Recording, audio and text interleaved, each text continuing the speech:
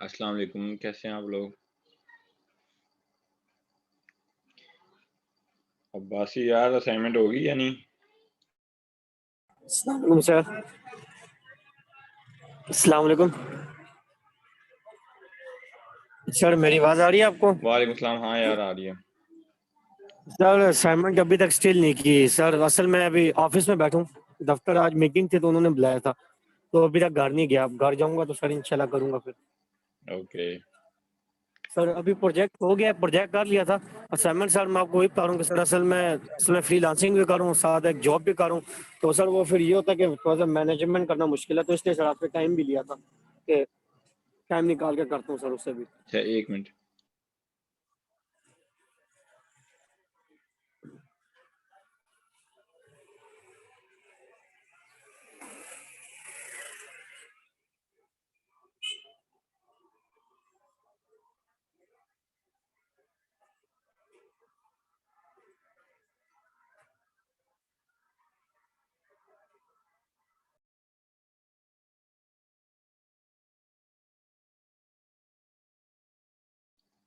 अच्छा यार, ये आखिरी दिन तक कैसे लटक गई है असाइनमेंट तुम्हारी?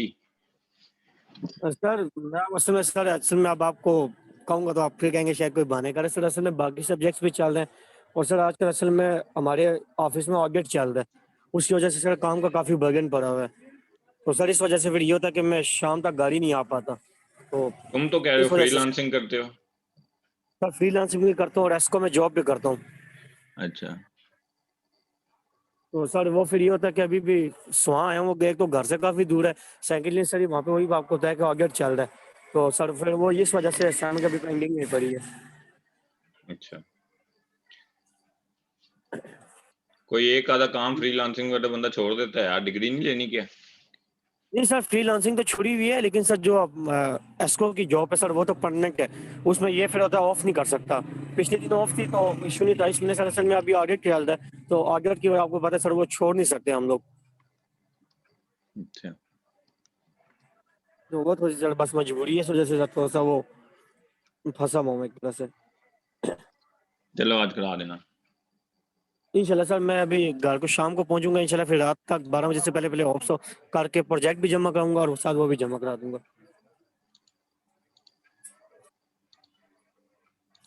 अच्छी बात है, मेहनत में अजमत है। यकीनी बात है सर।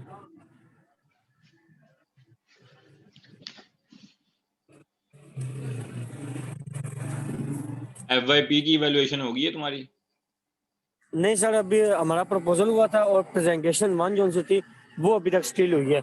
इससे आगे अभी सेकंड प्रेजेंटेशन नहीं हुई हम लोगों की। क्यों, बाकी लोगों की तो हो रही है आजकल कुछ।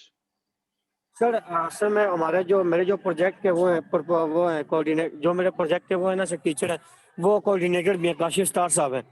तो वो ज़रा थोड़ा सा स्लो रहना पसंद करते हैं। अच्छा। उनका ये है कि वो अभी हम कर रहे हैं साथ साथ। असल में प्रेजेंटेशन प्रेजेंटेशन रेडी है, जस्ट हमने उसका वो देना है, डेमो देना है जस्ट। अच्छा, और अभी सर अभी तो हमने वो क्या कहते हैं एफआईपी की कोडिंग भी करनी है, क्योंकि वो भी सारा रहता है हम लोगों का। चलो कर लेना। आज स्टूडेंट्स आए नहीं है इंशाल्लाह। ना, हाँ क्लास में आ ही नहीं रहा कोई, इस वजह से मैं कह रहा हूँ कि सारे स्टूडेंट्स उधर गए होंगे FYP के। नहीं सर, ऑनलाइन प्रेजेंटेशन हो रही है जितनी भी हो रही है अभी तक। अच्छा, क्लास में बुला के नहीं कर रहे? नहीं नहीं सर, टोटली ऑनलाइन जूम पे ले रहे हैं। यूनिवर्सिटी में तो उस केस में बुलाते हैं अगर आपकी कोई चेंजिंग्स वगैरह हो जो आपको जूम पे ना समझ आ रही हो, या स्टूडेंट जो करीब रहते हो वो अगर आगे कोई चेंजिंग्स दिखाना चाहते हैं, तो वो अदरवाइज प्रेजेंटेशन तो सर जूम पे ली जा रही है। यार इतनी आसानी है फिर तो मसला ही कोई नहीं है। सर आसानी तो ठीक है, वो तो यकीनी बात है। मैं तो सर एक बात मैंने नोट की है इस कोरोना के दौरान, कि ऑन साइट की जगह ऑनलाइन क्लासेस काफी बेटर है। एक तो टाइम काफी बचता है, और कोर्स। कोर्स क्या? सर आप क्या कहते हैं इस बारे में? सर मीन्स अगर हम जिस आपने अभी हमें पढ़ाया है, मतलब आपने रिकॉर्डिंग्स कर ली है, ठीक है, और मतलब आपका देखें ना 1 घंटा 40 मिनट की क्लास हो, तो 1 घंटा 30 मिनट तो हम कंफर्म ये होता है, 20 मिनट कंफर्म हम वो मतलब के कोडिंग वगैरह करते हैं। लेकिन अगर ये हमारी फिजिकल क्लास हो तो सर वहाँ पे ये जितना कोर्स आप एक क्लास में अभी कवर करा रहे हैं, ये फिजिकल में इतना नहीं हो सकता था। हो सकता था यार। मैं मेरा असल में ये है कि मैंने ऑनलाइन क्लास में और ऑन साइट क्लास में बिल्कुल कोई फर्क नहीं छोड़ा। मैंने सेम टू सेम पढ़ाया है। इसी तरह मैं वहाँ पे पढ़ाता था, स्लाइड्स भी और कोड्स भी करवाता था, और इसी तरह जो कोर्स लाइन आउटलाइन डिसाइड होती थी यूनिवर्सिटी की तरफ से, मैं वो पूरी की पूरी कवर करता था। टीचर ये होता है कि नहीं कुछ सर, उसमें से एंड पे जो टॉपिक्स होते हैं वो या तो छोड़ देते हैं या वो ऐसे ही लिख के दे देते हैं कि बस ये भी है शामिल। मैं पूरी एंड तक कवर कराता हूँ और सारी चीज़ों का प्रैक्टिकल भी करवाता हूँ। ऑन साइट में भी सर कराता हूँ आप लोग ठीक है, और ऑनलाइन भी करवाता हूँ। लेकिन हमने जितने पिछले सब्जेक्ट्स पढ़े हैं सर, उनमें आर्ट्स स्पेशल में 1 से 2 टीचर ऐसे हैं जिन लोगों ने अपना कोर्स तकरीबन कंप्लीट भी कराया हो, और वो कहते हैं ना कि सही नेक दिल से कंप्लीट काम कराया हो। तो मुझे इसलिए फिर मुझे तो ऑनलाइन बेटर लगा ऑन साइट की बनिस्बत। नहीं, ये मैं तुम्हें बता दूँ, फिर भी इसमें बहुत सारे फ्लॉज़ हैं, बहुत सारे मसले-मसाइल हैं। टीचर्स ऐसा करते हैं, कई यूनिवर्सिटियों के, मैं ये नहीं कह रहा सिर्फ़ एडिट के या एडिट के टीचर ऐसा करते हैं। मैंने और दूसरी यूनिवर्सिटियों के देखे हैं, मैं उनकी बात कर रहा हूँ। ऐसे करते हैं कि बस एक मैनुअल सा डॉक्यूमेंट बना के डाल देते हैं और कहते हैं जी ये मैनुअल है, ये करके दिखाएँ। क्लास में सिर्फ़ बातें करते हैं और कहते हैं कि जी ये इम्प्लीमेंट करके दिखाएँ। सर अब वो तो मैंने आपको पहली बात कही है कि जिस टीचर ने सर पढ़ाना हो, वो ऑनलाइन हो कि ऑन साइट हो, वो पढ़ाते हैं। ऑन साइट पे इनको ये ऐसी काम नहीं कर सकते ना, ऑन साइट पे आप ये नहीं कर सकते कि मैनुअल दे दें और सारी क्लास को लैब में बैठा के कहें जी करें, मैं बस बातें करूँगा। ऑन साइट पे ये चीज़ आप इतनी ज़्यादा नहीं कर सकते। तुम्हारी आवाज़ बहुत कट रही है।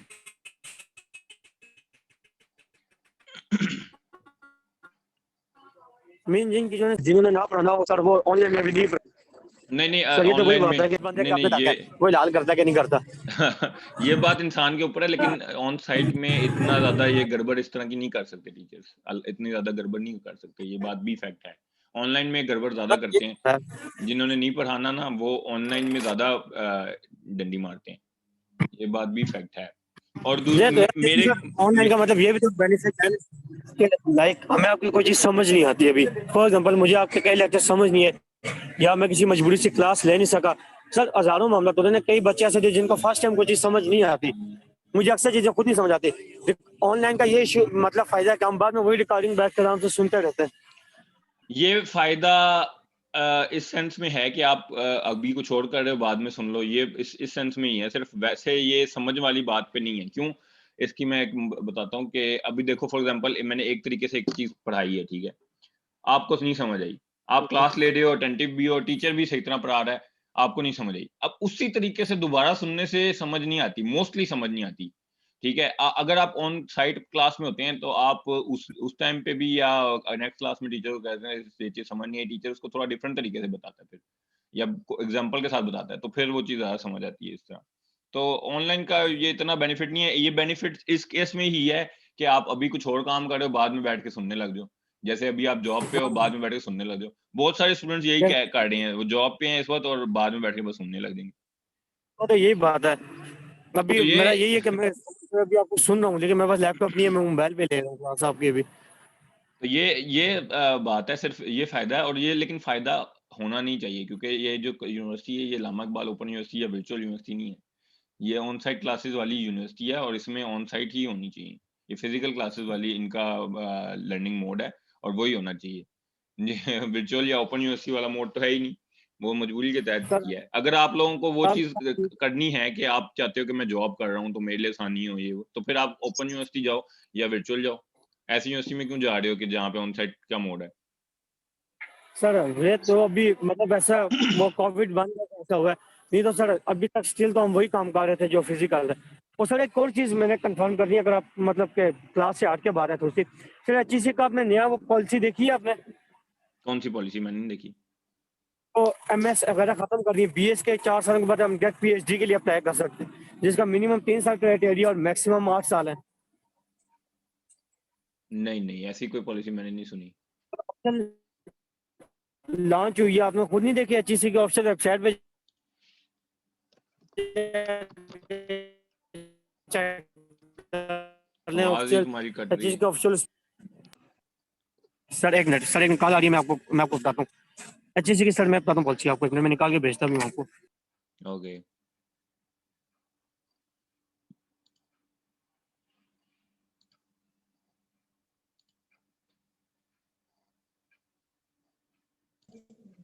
सर ये ऐसा है कि वो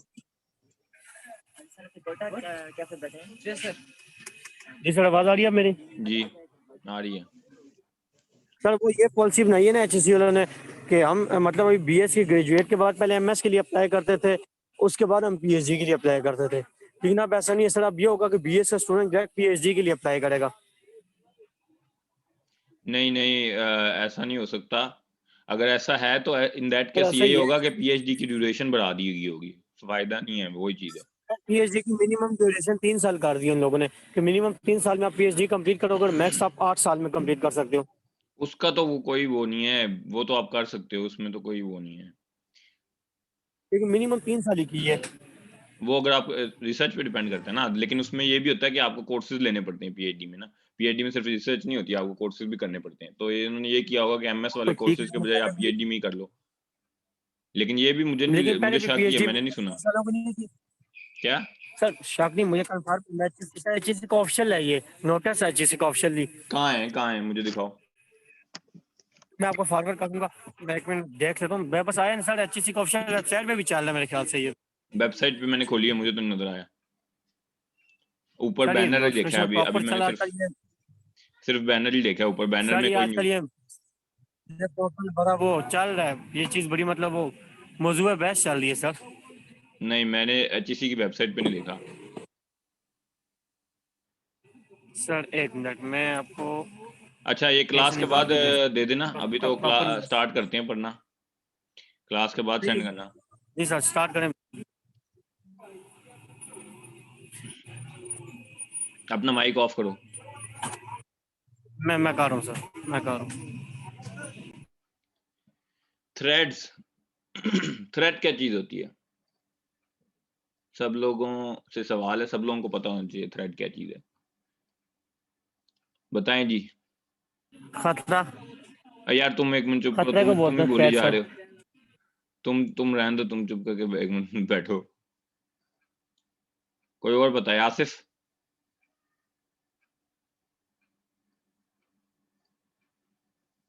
थ्रेड धागे को कहते हैं।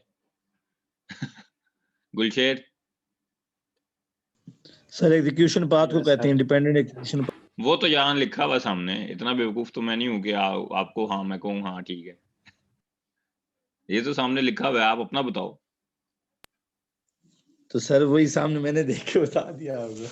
तो वो तो मैंने लिखा है ना, आप अपना बताओ। जिसमें मैंने लिखा है आप भी कुछ लिख सकते हो। सर दूसरा धागे को बोलते दूसरा हैं, धागे धागे को को? बोलते हैं। नहीं नहीं, वो भी मैंने बता दिया है, धागे को नहीं कहते। सी शार्प थ्रेड बताओ क्या होता है। कशमाला।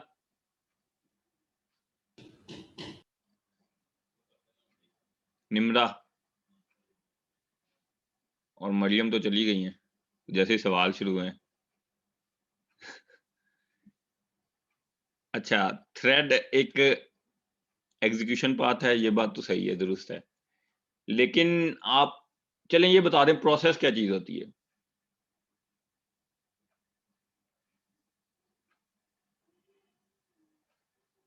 ये भी नहीं किसी को पता।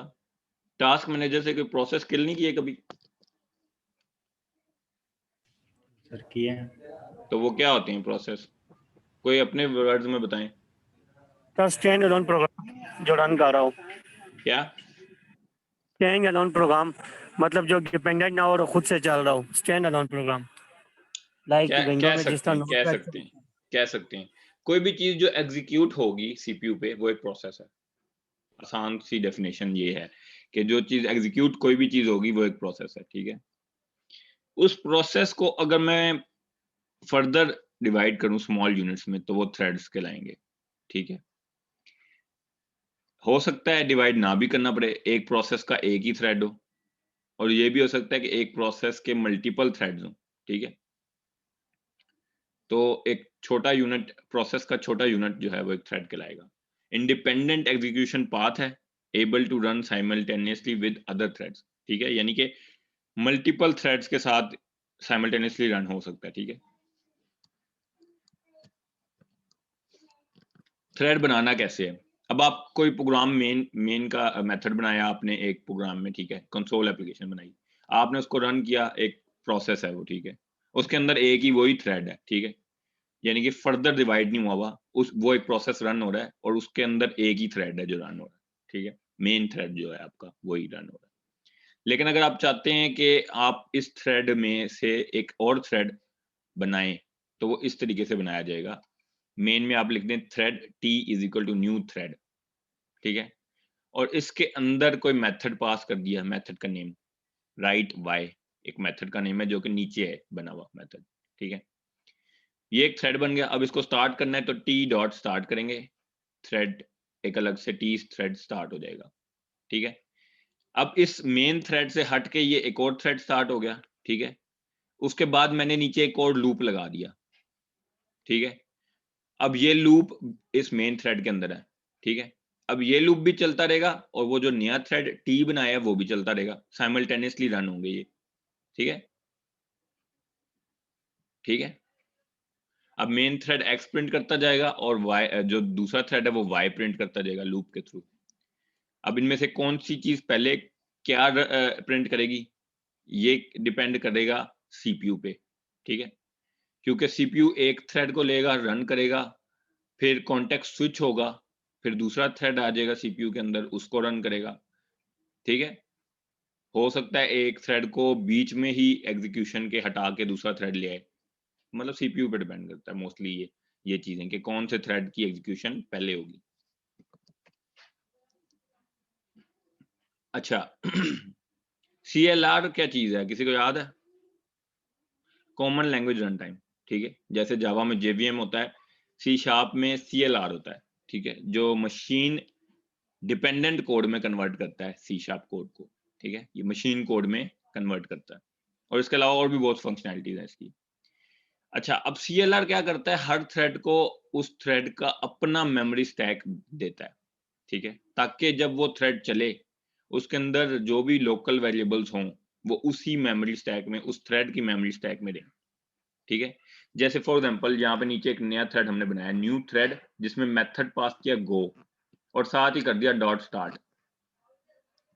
अब गो मेथड के अंदर जो भी वेरिएबल्स बनेंगे, जैसे नीचे गो मेथड में आप देख सकते हैं साइकिल्स का वेरिएबल है, ये इसी थ्रेड के स्टैक में रहेगा, ठीक है। अच्छा, अब थ्रेड स्टार्ट करने के बाद हमने क्या किया, नीचे गो अलग से भी कॉल कर दिया मेन थ्रेड में, तो अब दो पैरेलल चल रहे हैं गो, एक न्यू थ्रेड में और एक मेन थ्रेड में, और इन दोनों गो के जो साइकिल्स के वेरिएबल्स हैं दोनों के अलग अलग होंगे, वो दोनों के अलग अलग कॉपीज रहेंगी अपने अपने मेमोरी स्टैक में, ठीक है। समझ आ गई ये बात?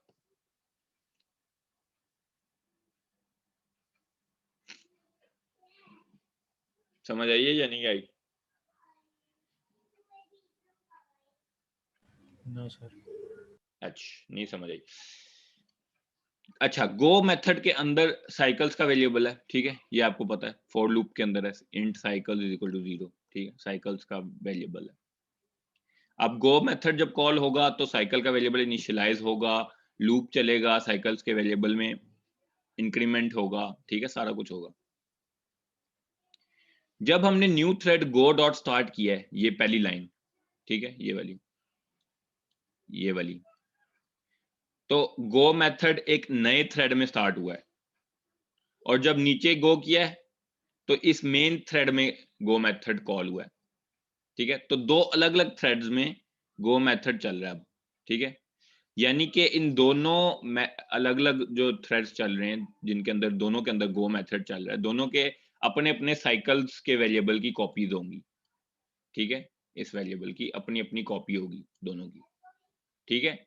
अब समझ आइए? यस सर, समझ। यानी कि ये नहीं होगा कि एक थ्रेड ने साइकिल्स के वेरिएबल में यहाँ पे इंक्रीमेंट किया और साइकिल्स की वैल्यू फॉर एग्जांपल इंक्रीमेंट होते होते 3 हो गई, फिर दूसरा थ्रेड चल पड़ा, उसने 3 से लेकर 5 तक प्रिंट किया और सिर्फ 2 दफा प्रिंट किया, ऐसा नहीं होगा। दोनों की अपनी अपनी कॉपीज होंगी साइकिल्स के वेरिएबल की, और दोनों ही 0 से इनिशियलाइज होंगे और 5 तक जाएंगे, और पॉसिबली 10 दफा प्रिंट होगा ये क्वेश्चन मार्क, 5 दफा एक थ्रेड की वजह से और 5 दफा दूसरे थ्रेड की वजह से। आप समझ आई? मतलब सर ये दोनों अलग प्रोसेसेस बन जाए। दोनों अलग अलग थ्रेड्स हैं, थ्रेड्स का ही इसको नाम दें तो बेहतर है, लेकिन अपनी अंडरस्टैंडिंग के लिए जो आप कह रहे हैं वो ठीक है, प्रोसेसेस अलग अलग प्रोसेस होंगे ये दोनों, लेकिन नाम इनको थ्रेड का देंगे और दोनों में साइकिल्स के वेरिएबल की अपनी अपनी लोकल कॉपी है। अच्छा, अब अगर दो थ्रेड्स के बीच में डाटा शेयर करना हो तो फिर कैसे करेंगे? फॉर एग्जांपल एक क्लास है थ्रेड टेस्ट के नाम से, ठीक है, ये क्लास ऊपर बनी हुई है, सबसे ऊपर बनी हुई है ये, ठीक है, एक मिनट, ये वाली थ्रेड टेस्ट। इस थ्रेड टेस्ट का मैंने एक ऑब्जेक्ट बनाया टीटी, उस टीटी के रेफरेंस से गो को कॉल किया, यहां पे भी और यहां पे भी। अब ये जो ग्लोबल वेरिएबल होगा इस क्लास के अंदर, ये इसको कॉमन रेफरेंस है, इसको शेयर करेंगे क्योंकि ये एक ही ऑब्जेक्ट के अंदर वेरिएबल है, ठीक है, ये गो के मेथड के अंदर नहीं है, ठीक है, और दूसरा ये स्टैटिक मेथड भी नहीं है, क्लास का मेथड है। ये पीछे जो हमने स्लाइड देखी ये वाली, यहाँ पे गो स्टैटिक मेथड था, ठीक है, तो इसमें इसके अंदर जो भी वेरिएबल्स हैं वो थ्रेड्स के अपने अपने होंगे, अपनी अपनी कॉपीज होंगी, लेकिन यहाँ पे क्योंकि क्लास का वेरिएबल है और क्लास का एक ही ऑब्जेक्ट हमने बनाया है जिसके मेथड को 2 दफा कॉल किया है, तो दोनों थ्रेड्स इस डन के मेथड को सॉरी वेरिएबल को शेयर करेंगे, ठीक है। अब गो के अंदर क्या है, इफ डन फॉल्स है, ठीक है, तो क्या करना है, डन को ट्रू करना है और प्रिंट कर देना डन। तो अब क्या होगा, एक थ्रेड यहाँ पे आया, उसने चेक किया बाय डिफॉल्ट बूल की वैल्यू फॉल्स होती है तो डन फॉल्स है, फॉल्स का नोट किया, ट्रू हो गया, कंडीशन के अंदर गया, डन को ट्रू किया और प्रिंट किया, एक थ्रेड ने ये काम कर दिया। दूसरा थ्रेड आया, उसने देखा कि डन तो ट्रू है, वो इस कंडीशन में जाएगा ही नहीं, तो ये जो प्रिंट हो रहा है डन, ये एक ही दफा होगा क्योंकि ये अब वेरिएबल शेयर्ड है। समझ आई बात?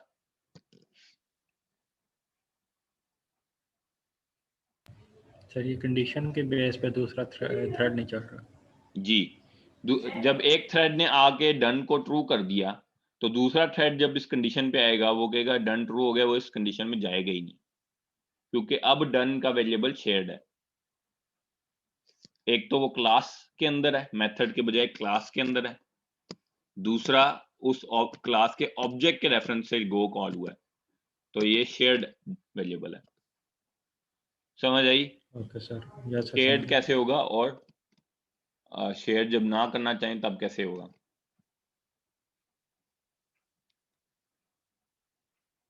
अच्छा दूसरा तरीका क्या है कि स्टैटिक फील्ड बना दें, ठीक है, जैसे बूल डन को स्टैटिक बना दिया गया पहली लाइन में,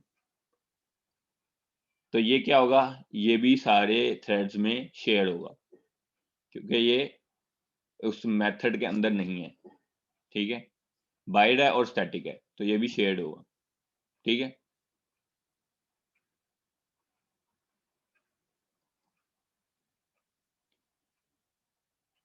अच्छा, इस एग्जांपल को हम रन करके देख लेते हैं क्या होता है।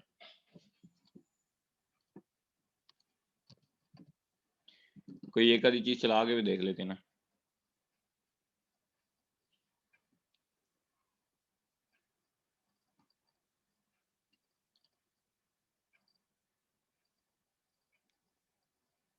न्यू प्रोजेक्ट,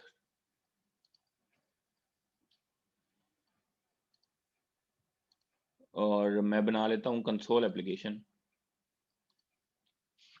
कंसोल एप्लीकेशन एक बना लेते हैं थ्रेड ऐप। इस थ्रेड की एग्जांपल को समझने के लिए सिर्फ बना रहा हूँ।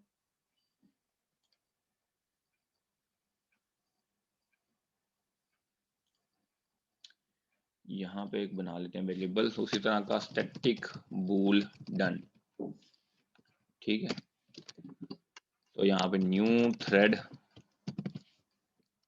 यहाँ पे कर देते हैं गो। गो फिलहाल है नहीं, मैं बना देता हूँ गो का method dot start.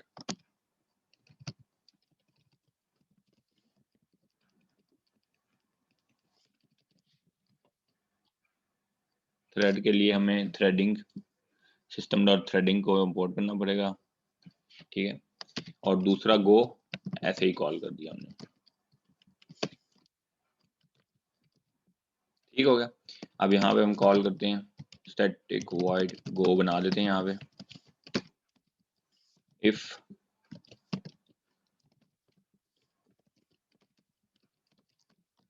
done is equal to true, line done।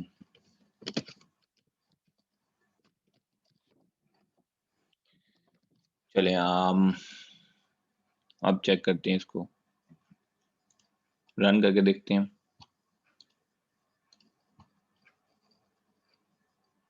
Done एक दफा प्रिंट हुआ है। समझ आई बात की? एक थ्रेड यहाँ पे कॉल किया गो को, दूसरे ने यहाँ कॉल किया। जो ये ऑब्जेक्ट है ये शेयर्ड है, ठीक है। एक यहाँ पे आया, उसने देखा फॉल्स था, वो कंडीशन के अंदर चला गया, उसने डन को ट्रू किया और प्रिंट कर दिया, ठीक है। फिर दूसरा थ्रेड जब यहाँ पे आया, उसने देखा डन तो ट्रू है, वो इस कंडीशन के अंदर जाएगा ही नहीं, ठीक है। तो एक दफा डन प्रिंट हुआ है। समझ आई?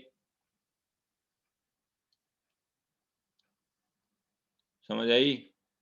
यस सर समझ गया। ठीक है।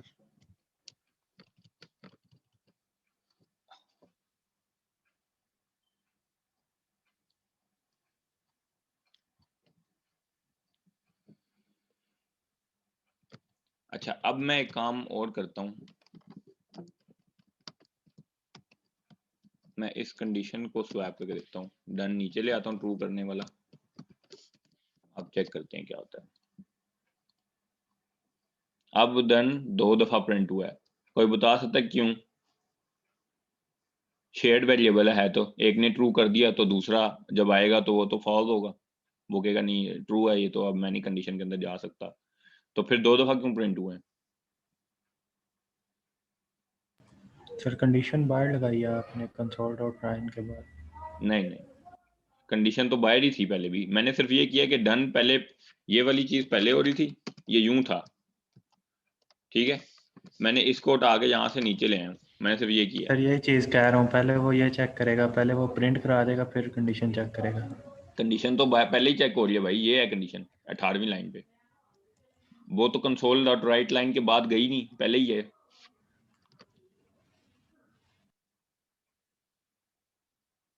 कोई और आंसर दे सके इस चीज का?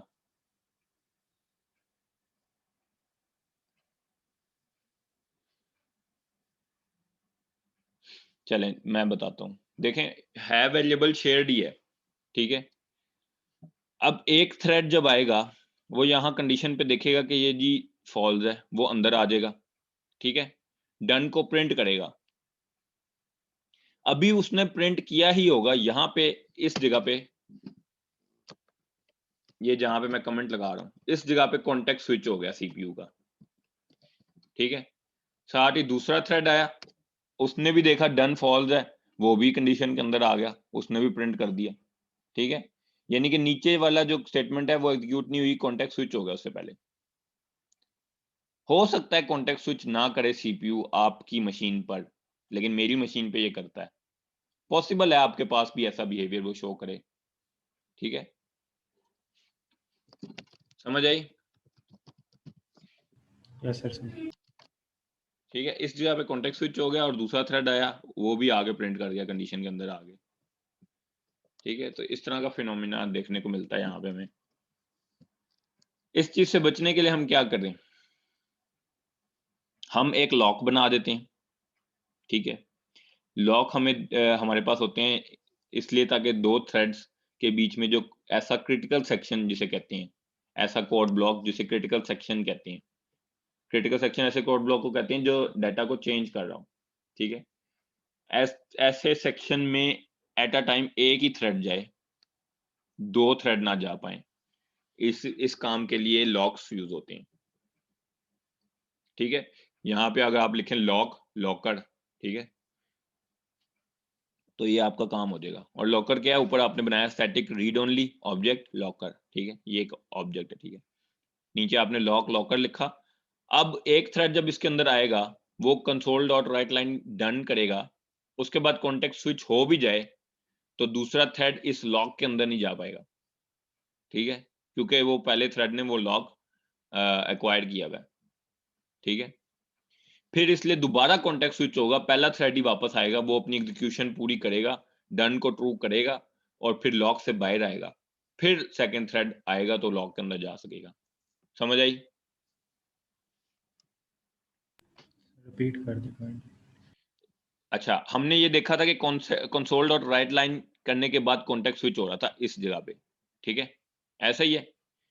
अब जब लॉक लगाने का ये फायदा होगा कि जब पहला थ्रेड आएगा वो लॉक को एक्वायर कर लेगा, ठीक है, फिर वो इस कंडीशन के अंदर आएगा, कंसोल डॉट राइट लाइन करेगा, फिर उसके बाद इस जगह पे कॉन्टेक्स्ट स्विच हो गया सीपीयू का।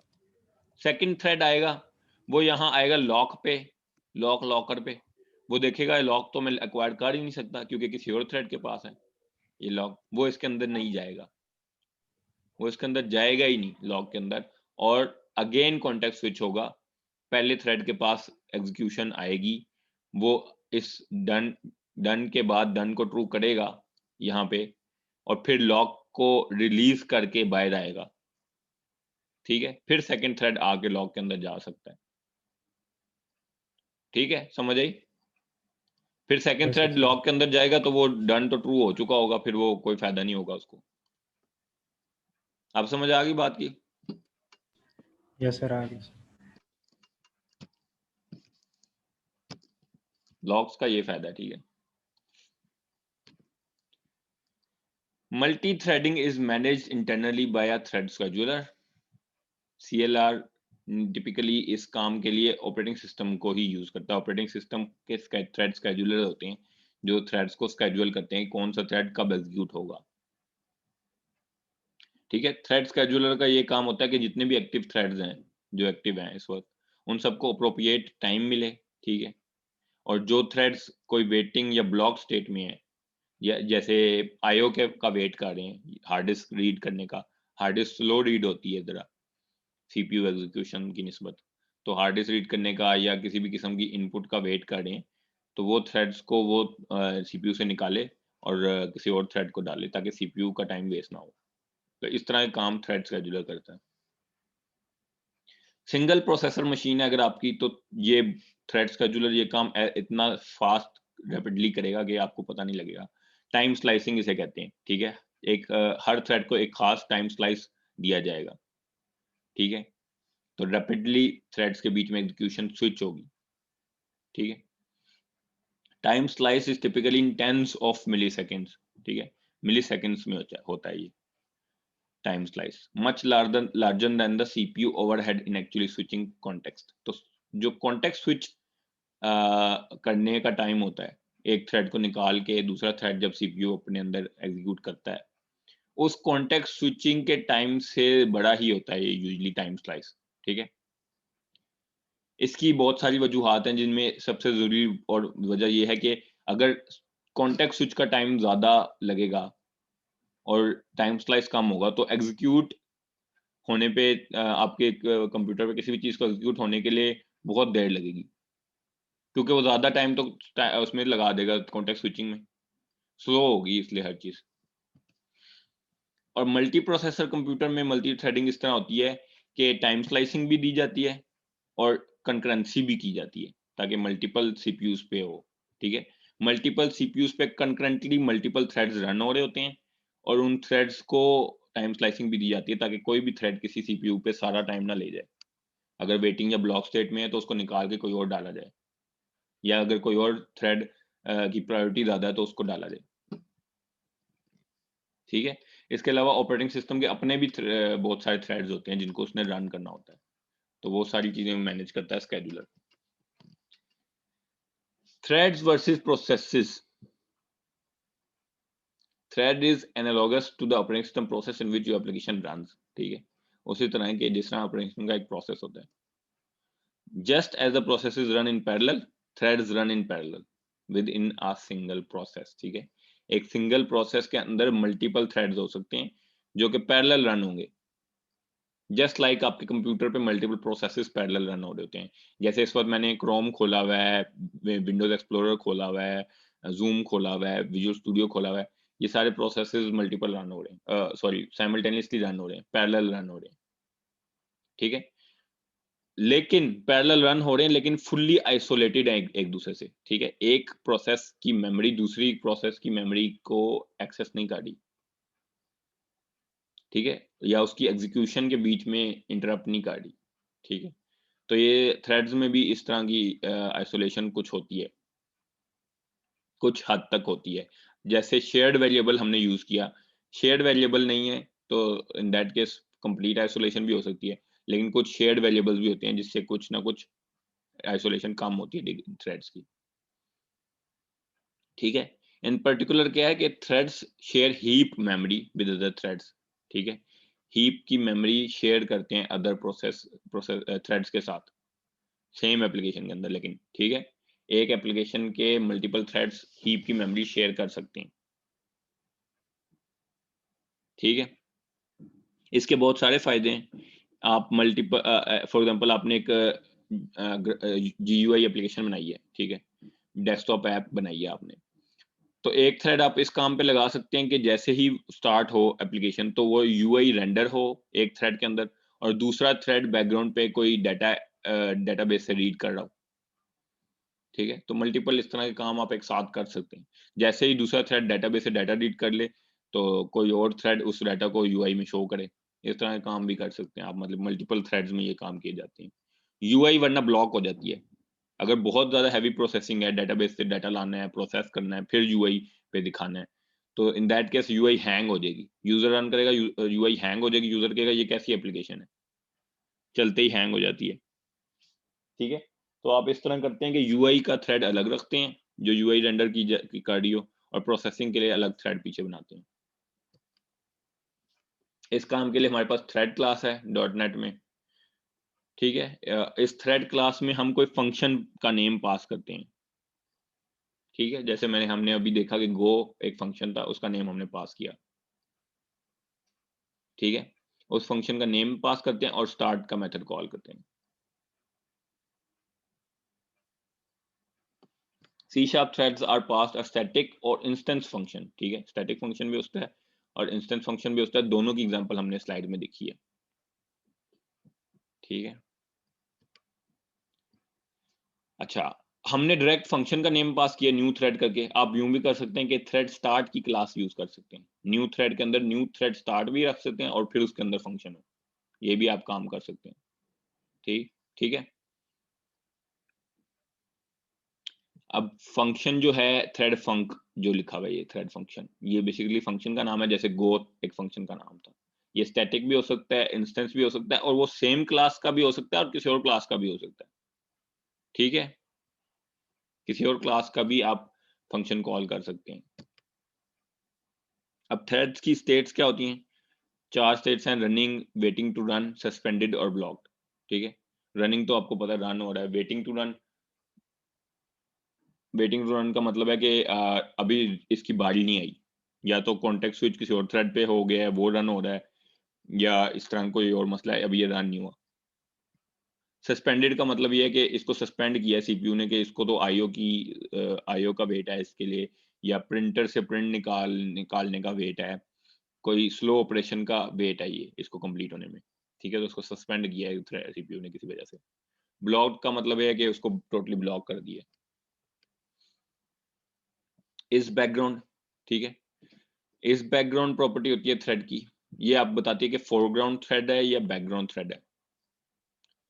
बैकग्राउंड थ्रेड टर्मिनेट हो जाते हैं जब एप्लीकेशन एंड होती है, ठीक है। फॉर एग्जांपल मैंने ये यहाँ पे आप देख सकते हैं जो मैंने अभी बनाया है, यहाँ पे एक नया थ्रेड मैंने यहाँ पे बना के न्यू थ्रेड गो करके डॉट स्टार्ट किया, ठीक है। तो इस तरह अगर मैंने एक थ्रेड बनाया है, ठीक है,